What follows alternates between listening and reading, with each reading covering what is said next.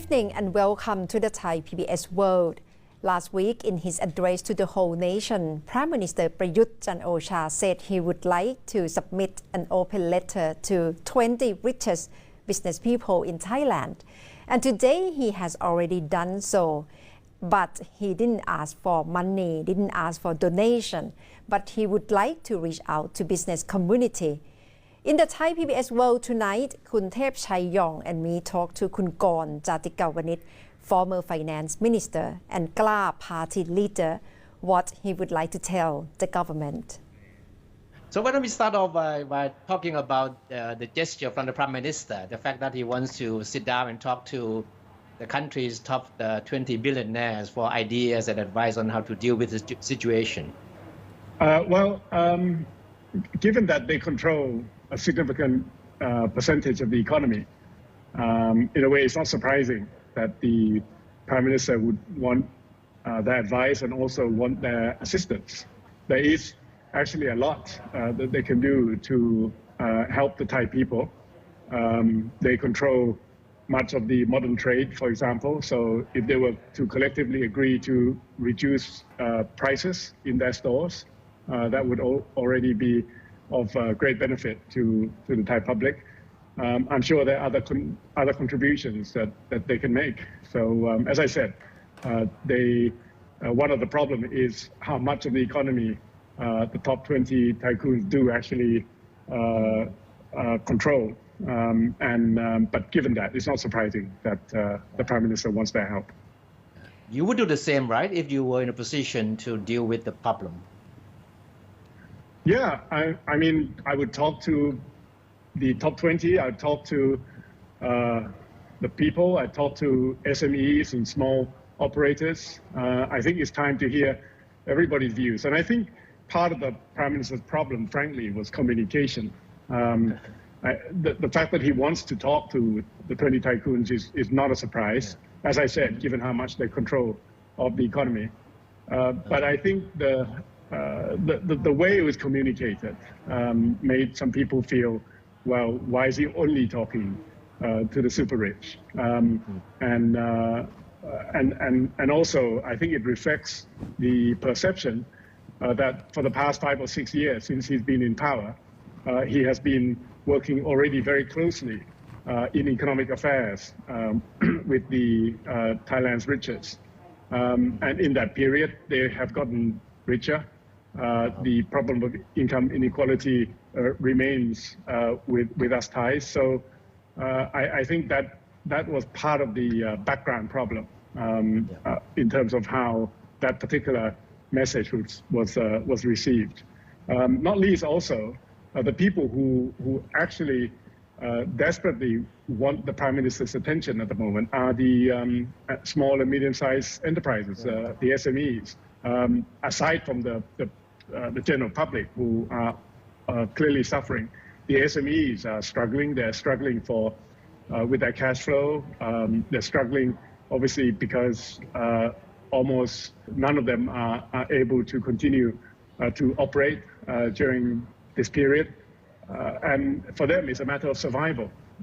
And so far, none of the measures that have been announced has been proven to be effective for them.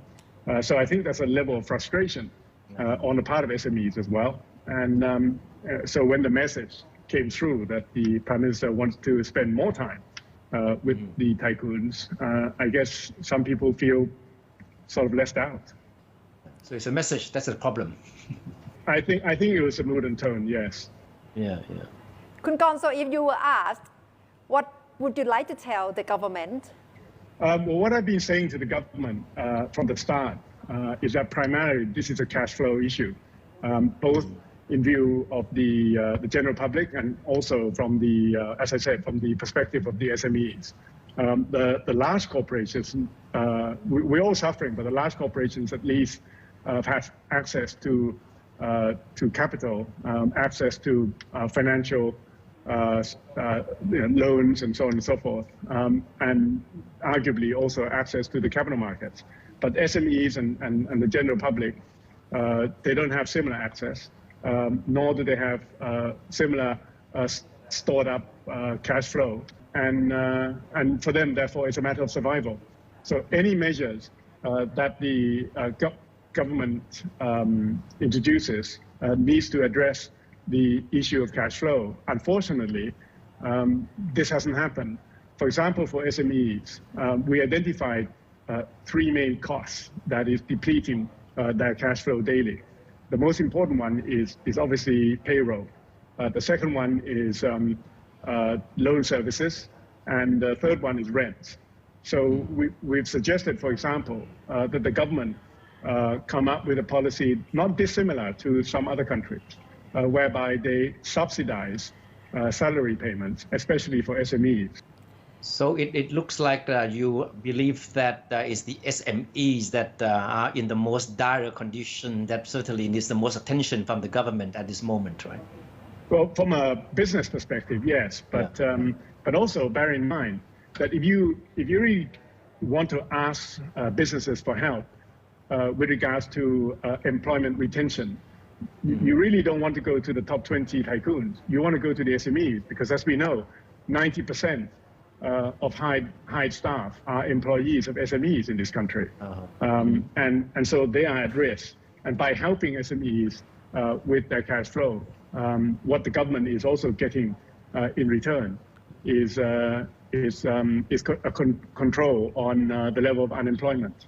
So, yeah, I think the two most distressed groups are, one, the general public, and the government at least is attempting to reduce their problems with the 5,000 baht payments, but that's a separate issue with separate set of difficulties and problems. But the other group that I think need urgent assistance is the SME. Kun overall economic growth is not quite uplifting, especially after we listen to IMF has forecast. We may be facing minus 6% this year.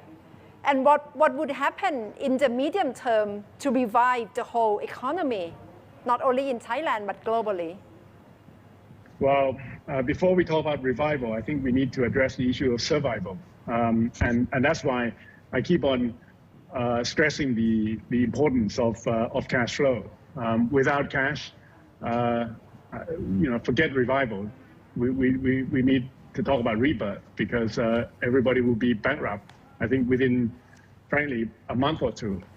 So I think keeping the engine going, making sure that there's enough cash in the till for small operators is the key here. Now, Thailand, as you will have heard from the IMF, looks to potentially suffer the most in Asia. Is actually, according to IMF forecasts, we're one of the worst hit countries in the world at 6.7% this year and another 6% next year potentially. And I think that's partly because one, we were already weak going into COVID.